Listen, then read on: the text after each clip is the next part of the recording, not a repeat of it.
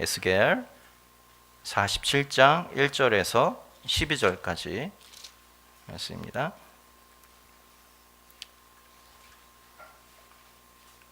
예를 찾으셨으면 한 절씩 교독하여서 읽도록 하겠습니다. 제가 먼저 읽겠습니다. 그가 나를 데리고 전문에 이르시니 전에 전면이 동을 향하였는데 그 문지방 밑에서 물이 나와서 동으로 흐르다가 전 우편 제단 남편으로 흘러내리더라.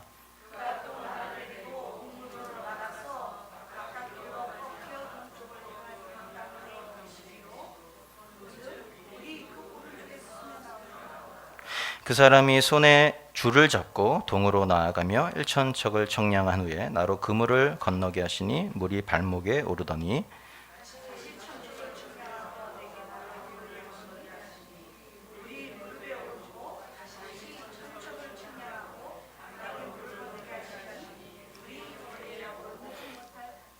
다시 일천척을 청량하시니 물이 내가 건너지 못할 강이 된지라 그 물이 창일하여 헤엄할 물이요 사람이 능히 건너지 못할 강이더라.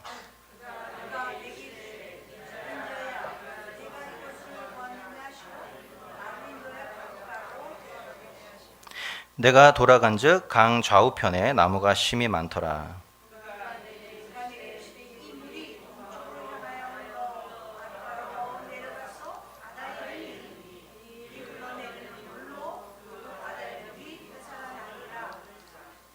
이 강물이 이르는 곳마다 번성하는 모든 생물이 살고 또 고기가 심이 많으리니 이 물이 흘러 들어가므로 바닷물이 소송함을 얻겠고 이 강이 이르는 각처에 모든 것이 살리라.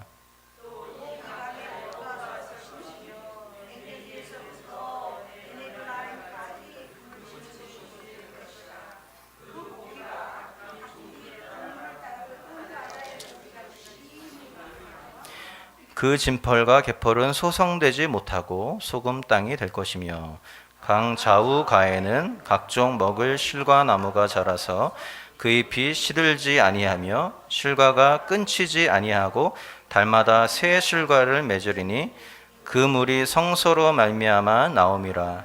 그 실과는 먹을만하고 그 잎사귀는 약 재료가 되리라. 아멘.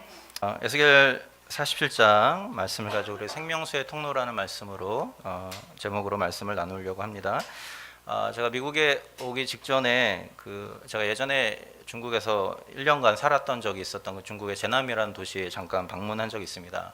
거기에 제가 같이 중국에 있을 때부터 한 교회를 섬기던 중국인 그 친구가 있는데 저도 중국에서 온 이후에 목사가 됐고 그 친구도 그 후로 이제 목회자가 돼서 거기서 이제 한 교회를 담임하고 있어요. 그래서 그 친구를 보기 위해서 잠깐 들른 적이 있는데요. 주일 예배를 드리면서 한 그 스촨성에서 사역하시는 한 중국인 선교사님의 아주 인상 깊은 이야기를 들었습니다.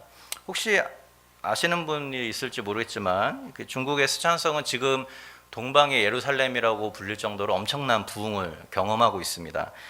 몇 년 사이에 2,000개가 넘는 교회가 막 세워지고 있고 엄청난 많은 사람들이 예수님께로 이렇게 돌아오는 그런 도시로 알려져 있어요. 근데 그렇게 된 계기가 굉장히 흥미롭습니다. 혹시 스촨성 하면 기억나는 거 뭐 있으시죠? 2008년도에 엄청난 지진이 스촨성에 일어났습니다. 그래서 사진 보시면 이건 아주 약과의 사진이고요. 그러니까 온 마을이 다 사라질 정도로 엄청난 지진이 몰려왔어요. 그래서 사람들이 너무너무 힘들고 고통스러워했는데 놀라운 것은 뭐냐면 이 지진이 그들의 그 부흥의 놀라운 영적인 부흥의 계기가 되었다라는 사실이에요. 수많은 사람들이 죽어 나갔는데 이제 지진 이전에 스촨은 어떤 곳이냐면요. 여러분이 그 중국에 반드시 가봐야 되는 몇 가지 관광지가 있는데 그 중에 여러 곳이 스촨성에 있습니다. 그만큼 자연이 아름답고 기후가 좋고 그래서 사람들이 그 전에 이 지진 이전에 사람들한테 복음을 전하면 스촨 사람들이 대부분 뭐라 그랬냐면 야 여기가 천당인데 무슨 죽어서 가는 천당을 얘기하냐고 그런 거 우리 필요 없다고 이런 식으로 반응을 했다는 거예요. 그런데 지진으로 인하여서 사람들이 그런 생각이 사라져버린 거예요. 이곳이 천국이 아니구나 생각하게 되고 죽음의 두려움과 공포에 휩싸이게 되었습니다. 근데 참 중요한 것은 뭐냐면 이 지진 한가운데 그 중국의 가정교회들이 엄청난 일들을 했습니다. 수많은 사람들을 스촨으로 보냈어요. 그래서 이 수습을 도와주고 수많은 물질을 헌금을 해가지고 구제 헌금으로 수찬성에 이렇게 보내기 시작했어요. 그리고 그렇게 파송된 수많은 사람들 중에 일부가 장기 선교사로 헌신해가지고 자기 고향으로 돌아가지 않고 수찬성에 남아서 사람들에게 복음을 전하기 시작합니다.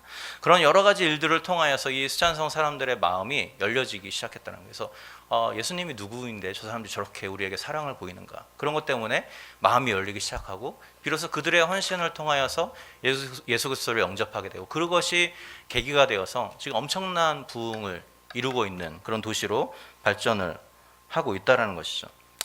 저는 이 이야기를 들으면서 중국의 가정교회가 비록 연약하지만 그래도 교회의 본질이 무엇인지를 아는 사람들이구나라는 생각을 해보게 되었습니다. 사실 중국의 가정교회들은 말이 가정교회지 요새는 뭐 수천 명씩 모이는 가정교회도 있어요. 이제 정부에 등록되지 않았다는 이유로 가정교회라고 부르지만 수천 명씩 모이는 가정교회도 있습니다. 그러나 대부분은 아직 작은 규모의 교회들이에요. 근데 그런 작은 규모의 교회들, 자기들 교회도 이끌어가기 힘든 상황에서 물질만 보내는 게 아니라 자기의 헌신된 사람들을 그 땅에 보내서 선교사로 헌신하기까지 지원하고 후원하는 그런 모습들을 보면서 그들이 무엇 때문에 그런 일들을 하게 되었을까, 그런 생각을 해보게 됩니다. 무엇 때문입니까? 그들에게 공감대가 있었던 것이죠. 교회가 할 일이 무엇인가? 그렇죠? 교회가 할 일이 무엇인가? 교회가 할 일은 어려움에 처한 이웃을 돕고 그들에게 복음을 알지 못하는 그들에게 복음을 전하기 위해서 우리의 자원과 우리의 모든 것들을 쓰는 것이 교회의 사명이다라는 것을 그들이 이해하고 있었다라는 것을 우리가 생각해 볼 수 있습니다. 오늘 우리가 읽은 본문도 어떤 의미에서는 이렇게 우리에게 교회의 본질이 무엇인지, 교회의 사명이 무엇인지를 설명하는 본문 중에 하나라고 할 수 있습니다. 오늘 본문은 우리가 읽으시면서 보셨겠지만 하나님이 에스겔 선지자에게 보여주신 어떤 회복의 비전을 말씀하고 있습니다. 어떤 환상입니까? 성전에서 물이 흘러나와요. 그런데 물을 재면 질수록 그 물이 너무너무 가득 차가지고 나중에는 헤엄을 쳐야 되는 물처럼 이렇게 합니다. 그리고 그 물이 흘러가는 바다가 변화되고 소생되는 그런 어떤 환상이었어요. 물론 1차적으로 이 환상은 바벨론 포로기, 에스겔은 이제 바벨론 포로에 잡혀 있는 상황이잖아요. 바벨론 포로기에 있는 이스라엘 백성들에게 그들의 이 포로 생활이 끝나게 되고 하나님이 너희를 회복할 것이다라는 어떤 그런 약속을 주시는 것이라고 할 수 있습니다. 그런데 중요한 것은 뭐냐면 성경 전체의 맥락에서 볼 때 이것은 단순히 민족적인 이스라엘의 회복을 말하는 것은 아니라는 것을 우리가 기억할 필요가 있습니다. 도리어 이것은 그리스도의 죽음과 부활로 인하여서 일어나게 될 우리의 교회, 신약의 교회들이 어떻게 하나님의 일들을 완성해 가고 어떻게 하나님의 나라를 이루어 갈 것인가에 대한 더 원대한 비전이라고 할 수 있어요. 그래서 오늘은 이 에스겔이 본 성전 환상이 왜 이런 의미를 갖고 있는지 우리가 본문을 통하여서 우리 성경의 전체적인 맥락을 통해서 함께 살펴보고, 그리고 거기에서 드러난 교회의 사명과 본질이 무엇인지 함께 좀 이야기를 해보려고 합니다. 오늘 본문을 보면 오늘 본문의 전체적인 내용은 40장부터 에스겔 40장부터 성전에 대한 환상이 이렇게 등장합니다. 그 성전에 대한 환상의 마지막 부분이 오늘 본문이라고 할 수 있어요. 여러분이 아시는 것처럼 이스라엘이 바벨론 포로로 잡혀오면서 이스라엘의 성전은 무너졌습니다. 그죠? 성전이 없는 시대를 살았어요.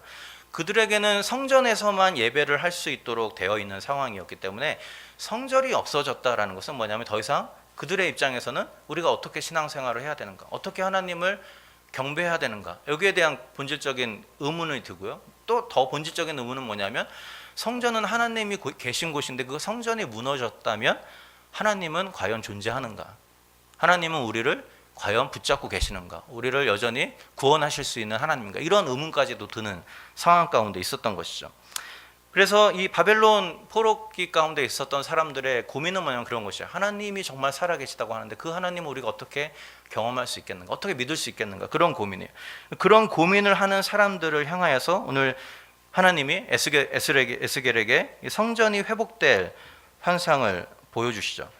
그런데 사실은 이 성전의 회복, 여기 하나님이 에스겔에게 보여준 성전은 사실은 문자적으로 예루살렘의 회복된 성전의 모습이라고는 보기 어렵습니다. 왜냐하면 이 에스겔의 환상으로 본 성전은 솔로몬의 성전과는 비슷한 모양을 하고 있지만 그것과 전혀 다른 모습이에요. 그리고 더구나 이 성전은 역사상 한 번도 실제로 건축된 적이 없어요. 스룹바벨을 중심으로 포로기에서 풀려나와서 성전을 건축했습니다. 그때 성전이 너무나 작아서 많은 노인들은 울었다라고 돼 있어요. 그러니까 성전이 회복될 것에 대해서 선지자들을 통해서 말씀하셨지만 이스라엘의 역사 속에서 제대로 된 성전이 아직까지도 회복이 되지 않고 있는 것이죠. 그래서 우리가 이런 성전 환상이 문자적인 어떤 성전을 의미하는 것이 아니라는 것을 우리가 좀 기억할 필요가 있습니다. 그래서 오늘 본문에 보면 그것을 알 수 있는 여러 가지 이유 중에 하나가 성전 문지방으로부터 물이 흘러나오는 장면이 등장하죠. 아까 말씀드린 것처럼 이 물이 많아져서 흘러나는데 특별히 8절이 굉장히 중요합니다. 우리 8절을 한번 보시겠습니다. 47장 8절을 보면 같이 한번 읽어볼까요? 그가 내게 이르시되 이 물이 동방으로 향하여 흘러 아라바로 내려가서 바다에 이르니니 이 흘러내리는 물로 그 바다의 물이 소성함을 얻을지라. 이렇게 말하고 있습니다. 자, 중요한 것은 뭐냐면 이 물이 흘러서 동쪽으로 흘러서 아라바는 남쪽을 얘기하거든요. 남쪽으로 흘러가는데 이 물이 흘러가는 곳의 마지막 종착점이 바다인데 그 바다가 회복될 것이다 말하고 있습니다. 중요한 것은 이 바다가 어디인가라는 거예요. 지도를 한번 보여주시면요. 지도 한번 보여주시겠어요? 지도를 보시면 예루살렘입니다. 예루살렘의 동쪽으로 가서 남쪽으로 흘러가서 만나는 바다는 어디입니까? 사해예요. 사해. 그러니까 이 본문에서 성전 환상이 보여주는 것은 뭐냐면 이 성전에서 흘러가는 물이 흘러가는데 결국 사해를 만나요. 근데 사해가 회복된다라는 거예요. 여러분 사해가 어떤 곳인지 잘 아시죠? 어떤 곳이 죽음의 바다잖아요. 그래서 사해잖아요, 그죠? 아무것도 살 수 없는. 그래서 염도가 너무 많아가지고 아무것도 살 수 없고 사람이 그냥 누워 있으면 뜨는. 그죠? 거기서 누워서 이렇게 신문 보는 사람들 사진들을 우리가 가끔 볼 수 있죠. 그러니까 아무것도 살 수 없는 이 바다가 살아나게 된다는 거예요. 근데 이 강물의 생명력이 얼마나 대단하냐면 10절에 보면 뭐라 그러냐면 이 강가에 어부가 설 것이고 엔게디에서부터 에네글라임까지 그물 치는 곳이 될 것이다. 엔게디와 에네글라임, 엔게디는 이 사해 서쪽에 있는 곳이고 에네글라임은 사해 동쪽에 있는 도시입니다. 다시 말하면 사해 전체가 고기를 잡는 어장이 될 것이다 라고 이야기하고 있는 거죠. 그리고 12절을 보면 그 물이 흘러가는 강 좌우에 과실이 1년에 한 번만 열리는 게 아니라 매달마다 열리고 그 열매는 음식을 제공하고 그 잎사귀는 아픈 사람을 치유하는 약재료가 될 것이다. 다시 말하면 성전에서 흘러오는 물은 그냥 깨끗한 담수가 아니라 이거 무슨 물입니까? 생명의 물이에요. 생명의. 죽어있는 것을 살리는 생명의 물이라는 것을 이야기를 하고 있어요. 중요한 것은 왜 이 물이 생명의 물이 될 수밖에 없나 그 이유입니다. 12절을 자세히 한번 볼까요? 12절을 보면 강 좌우에 실과나무가 자라고 잎이 시들지 않고 실과가 끝이지 않고 새 실과를 맺을 것인데 왜 맺어요? 그 물이 성소로 말미암아 나옴이라 이렇게 말했어요. 그 물이 어디서 나오냐면 성소. 성소는 어느 곳입니까? 구약에서 하나님의 임재가 있는 곳이 바로 성소예요. 그 물이 생명수가 될 수 있는 이유는 뭐냐면 그 물이 하나님으로부터 흘러나오는 하나님이 흘러보내시는 생명의 강물이기 때문에 그 물이 흘러가는 곳마다 나음을 얻고 회복된다라는 것을 이야기하고 있습니다. 중요한 것은 뭐냐면 그러면 이 성전 또는 성소와 물이 무엇을 상징하는가 하는 것이죠. 물이 무엇을 상징하는가. 오늘 본문에서만 뿐만 아니라 이게 성경 전체적으로 볼 때 이것이 상징하는 것이 무엇인지 우리가 좀 더 확실히 알 수 있습니다. 그것을 알기 위해서 우리가 창세기를 한번 보면 좋겠는데요. 오늘 본문이 여러 가지 구약 성경을 근거로 하고 있지만 창세기 말씀을 근거로 하고 있습니다. 창세기 특별히 2장 말씀을 보면 비슷한 말씀이 나옵니다. 2장에 보면 하나님이 에덴의 동산을 창설하시고 자기가 지으신 아담과 하와를 그 동산에 두시죠. 그리고 2장 10절에 에덴을 이렇게 설명합니다. 뭐라고 설명합니까? 여기 보면 에덴으로부터 강이 흘러나오죠. 그리고 동산을 적시고 거기서부터 갈라져서 네 근원이 됩니다. 네 근원이 되는데 그 비손과 기온과 히데길과 유브라데로 흘러가는데 특별히 비손강에는 거기에 금이 있었고 보석들이 있었다라고 이야기를 해요. 다시 말하면 에덴에서 강이 발원하여서 사방으로 흘러갈 뿐만 아니라 그 강이 흘러가는 곳에는 진귀한 보석들이 있었다는 것이죠. 오늘 본문의 말씀과 굉장히 유사하다고 볼 수 있습니다. 강이 흘러가는 곳마다 잎사귀가 맺고 또 보석이 있고 진귀한 것도 일어난다는 것이죠. 다시 말하면 이것을 통해서 우리가 알 수 있는 사실이 있습니다. 그건 뭐냐면 에덴이라는 것은 그냥 우리가 생각하는 것처럼 동산이 아니고요. 성경 전체의 입장에서 볼 때 에덴은 무엇이냐면 하나님이 거하시는 일종의 성소의 역할을 합니다. 성경에서는. 그리고 거기에 성소에는 누가 들어가죠? 누가 들어갑니까? 제사장이 들어갑니다. 대제사장이 들어갑니다. 그래서 에덴에 두은 아담은 어떤 역할을 하냐면 대제사장의 역할을 하는 거예요. 성경 전체를 볼 때 이런 내용들이 성경 전반에 흘러가고 있다는 것을 우리가 볼 수 있어요. 그렇다면 그 성전에서 흘러나온 물, 또 에덴에서 흘러나온 강물은 무엇을 의미하는가? 이것은 아담에게 주신 명령을 생각해 보면 우리가 알 수 있습니다. 아담과 하와를 창조하고 하나님 제일 먼저 주신 명령이 뭐죠? 생육하고 번성하여 땅에 충만하라. 예.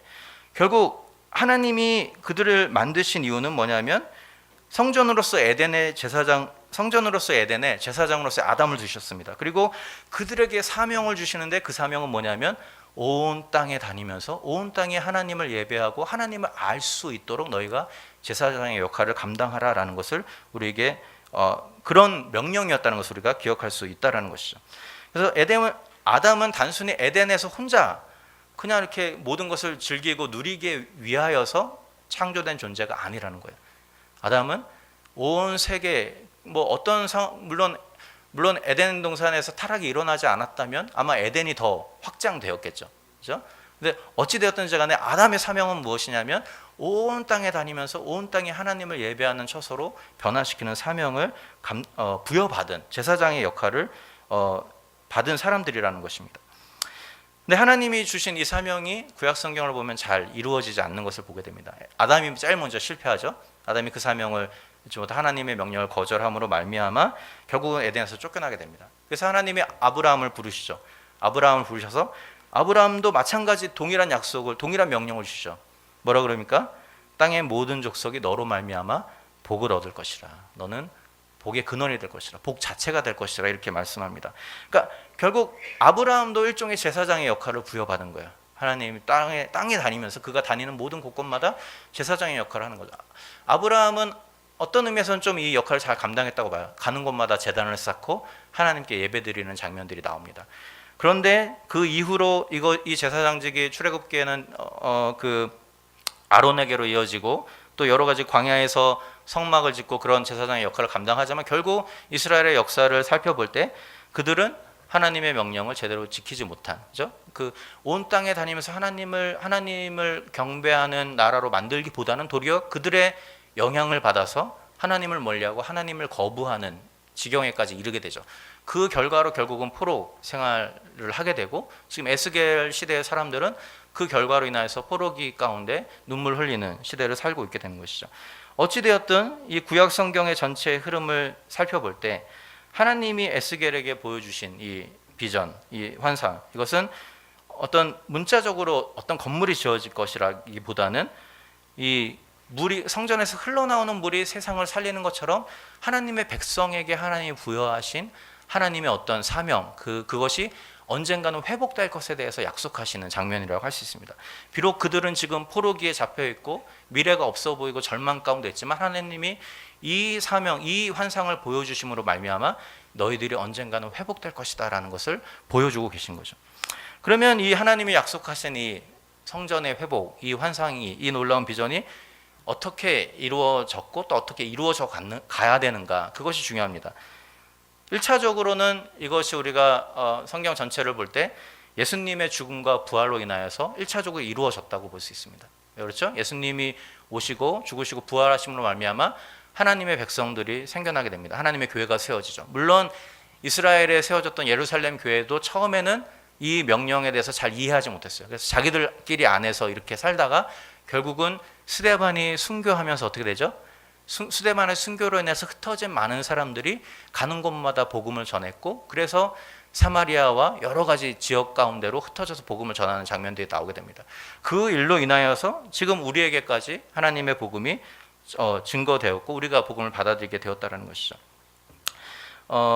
그것이 이제 1차적으로 이 비전이 완성된 것이라고 볼 수 있고요. 그러나 이 명령은 아직까지 궁극적으로 완성된 것은 아닙니다. 그것은 언제 완성됩니까? 예수님이 다시 오시는 재림 때에 완성이 돼요. 그것을 가장 잘 보여주는 게 계시록 22장 말씀입니다. 우리 계시록 22장 한번 띄워주시겠어요? 계시록 22장은 에스겔 47장의 성경 환상과 굉장히 비슷합니다. 여기 표를 보시면 나오는 것처럼 이 에스겔서에서 문지방으로 물이 나오죠. 마찬가지로 계시록 22장에도 수정 같은 생명수의 강이 하나님의 그 보좌로부터 흘러나옵니다. 동일한 내용을 하고 있어요. 그리고 에스겔에서 그 흘러나오는 강물이 열매를 맺고 이렇게 하는 것처럼 계시록에도 똑같이 말합니다. 뭐라고 말하니까 그가 수정같이 맑은 생수의 강을 내게 보이니 하나님의 어린 양과 보좌로부터 나와서 길 가운데 흐르는데 강 좌우에 생명나무가 있어서 12가지를 맺되 12가지 열매를 맺되 달마다 맺고 그 잎사귀들은 만국을 치료하기 위하여 있더라. 에스겔에서 성수에서 물이 나온 것처럼 계시록에서도 하나님의 보좌로부터 생수의 강이 흘러나오죠. 또 성수에서 흘러나온 물이 가는 곳마다 생물을 살리고 생물을 살리는 것처럼 계시록에서도 마찬가지로 동일한 일들이 일어날 것이라고 말하고 있습니다. 결국 하나님이 보여주신 성전 환상, 에스겔에서 보여주신 성전 환상이 계시록을 통하여서 성취된다라는 것을 오늘 본문을 통해서 이야기를 하고 있는 것이죠. 근데 계시록의 새 예루살렘은 누구입니까? 하나님의 백성들을 이야기하는 거죠. 그렇죠? 하나님의 백성들, 온전하게 회복된 하나님의 백성들이 하나님과 함께 더불어 살아가게 될 때 이런 놀라운 하나님의 환상이, 하나님의 비전이 마침내 이루어질 것이다라고 이야기를 하고 있습니다. 다시 말하면 하나님이 아담을 통하여서 우리에게 주신 놀라운 비전, 놀라운 사명이 최종적으로 완성되는 때는 바로 언제냐면 새 예루살렘이 이 땅 가운데 임하게 될 때다라고 이야기하고 있다는 것이죠. 결국 이런 성경 전체의 맥락을 통해서 우리가 알 수 있는 것은 뭐냐면 본문이 말하고 있는 성전은 결국 하나님의 백성의 공동체인 교회를 의미하는 것이고, 그것으로부터 강물이 흘러나와서 사람들을 살린다라는 것은 뭐냐면 교회에게 하나님이 맡겨주신 본질적인 사명이 무엇인지를 보여준다고 할 수 있다는 것이죠. 하나님 우리를 이 땅에 세우시고 이 땅에 교회를 세우신 본질적인 이유가 무엇인가? 그것은 우리로 하여금 생수의 강이 흘러가게 하기 위하여서 우리를 이 땅에 세워주셨다는 것이죠. 성전 문지방에 흐르던 이 물은 성전에 갇혀있지 않았습니다. 그렇죠? 성전에서 흘러나와서 온 땅을 향하여서 흘러가겠어요. 그리고 그 물이 흘러가는 최종적인 목적지가 어디였냐면 가장 썩고 가장 죽어있는 사해 바다였다는 것이죠. 오늘 이 땅에 교회를 하나님이 세우시는 가장 중요한 목적도 마찬가지라고 생각됩니다. 우리가 이 땅에 있고 우리가 이 땅에서 교회를 섬기는 가장 중요한 목적은 뭐냐면 이 땅에서 가장 소외되고 가장 썩어있고 가장 죄악이 만연한 그 땅 가운데로 선한 영향력을 흘러보내기 위해서 하나님이 이 땅에 교회를 세우시고 하나님의 백성들을 교회 가운데 머물게 하셨다는 것이죠. 그렇기 때문에 교회의 본질은 뭐냐면 우리 안에서 가두어두는 것이 아니라 흘러보내는 데 있다는 거예요. 그것이 우리의 물질이 되었든지 우리의 시간이 되었든지 우리의 재능이 되었든지 무엇이 되었든지 간에 교회의 기본적인 본질적인 사명은 뭐냐면 흘러보내는 데 있어야 한다라는 것이죠. 하나님은 우리를 이 땅에 보내시는 단순히 우리가 이 땅에서 행복하게 살게 하기 위해서가 아니라는 거예요. 세상 사람들보다 좀 더 뛰어나게 살기 위해서 또는 좀 더 잘 살게 하기 위해서 우리를 하나님의 자녀로 삼아주신 것이 아니라는 거예요. 우리에게 하나님의 생수의 강을 부어주셔서 그 생수의 강이 우리를 통로로 해서 누군가에게로 흘러가도록 하기 위하여서 우리가 부름 받았다라는 사실이죠. 중요한 것은 뭐냐면 우리가 이렇게 통로로 부름 받았는데 우리가 마치 이 통로로서의 삶을 살기를 거부하고 이 모든 축복을 가두어두기 시작하면 결국은 문제가 생길 수밖에 없다는 거예요. 저수지에 가두어진 물은 썩게 됩니다. 한국은 지금 막 4대강 뭐 때문에 완전 난리가 났어요. 거기에 막 흘러가야 되는 물이 흘러가지 못해서 하여튼 썩고 그런 일들이 일어나는데 마찬가지라는 거죠. 우리의 영성도 마찬가지라는 거예요. 우리가 하나님 우리에게 주신 복과 하나님 우리에게 주신 어떤 물질과 모든 것들을 흘러보내지 않고 우리 안에서 가두어 두기 시작하면 결국 우리는 그로 인해서 큰 어려움을 겪을 수밖에 없다라는 것이죠. 여러분 오늘 본문을 통하여서 하나님의 우리를 자녀로 부르신 목적이 무엇인지 다시 한번 기억할 수 있으면 좋겠습니다.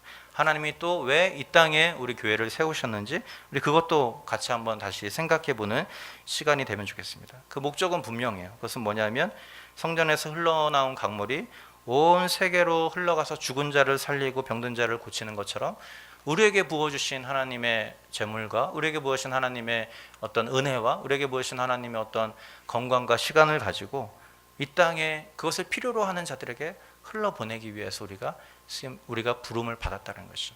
여러분들이 직장에서 일을 할 때 혹시 또는 뭐 우리가 사업처에서 일할 때 우리가 기억해야 될 것은 뭐냐면 그것이 단순히 우리의 돈벌이의 수단이 되는 것이 아니라 그 사업을 통하여서 직업이 없는 자들에게 직업을 줄 수 있는 통로가 되는 거죠. 그죠? 어려운 자들에게 일할 수 있는 기회를 허락하는 통로가 될 수 있다는 거예요. 우리가 이 땅에서 무엇을 하든지 간에 우리가 통로라는 사실을 기억하고 그것에 알맞은 삶을 살아갈 수 있도록 또 힘쓰는 우리가 되면 좋겠습니다. 그렇게 할 때 하나님이 끊임없이 우리 가운데 놀라운 은혜들을 부어주신다는 것이죠. 중요한 것은 뭐냐면 우리가 생수의 강을 만들어낼 수는 없다라는 사실입니다. 그죠? 우리가 만들어서 흘러보내는 게 아닙니다. 어떻게 해요? 성소로부터 흘러나오는 생수의 강을 우리가 충만하게 받을 때 자연스럽게 우리의 삶 속에서 생수의 강이 흘러간다는 거예요. 그렇기 때문에 우리가 힘써야 될 것은 뭐냐면 성소 가운데 하나님의 임재가 있는 그 가운데 머문다라는 거예요. 머물어야 한다는 거죠. 단순히 교회를 나오라는 이야기를 하는 것이 아닙니다. 그죠? 우리가 예배를 드리는 것은 아주 기본적인 일이죠.